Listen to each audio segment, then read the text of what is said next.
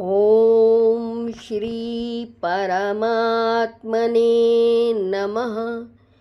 वंशीधरं तोत्रधरं नमामि, मनोहरं मोहहरं च कृष्णं, मालाधरं धर्मधुरन्धरं च पार्थस्य सारथ्यकरं च देवं, कर्तव्यदीक्षां च समत्वशिक्षां, ज्ञानस्य भिक्षां शरणागतिं च ददाति गीता करुणार्द्रभूता, कृष्णेन गीता जगतो हिताय।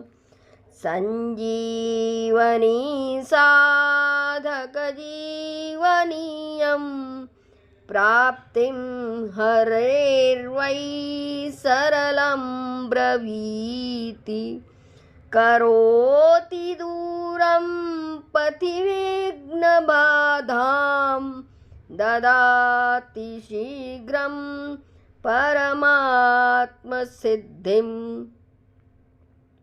कृष्णानुग्रहदायिका सकरुणा, गीता समाराधिता, कर्मज्ञानविरागभक्तिरसिका, मर्मार्थसन्दर्शिका।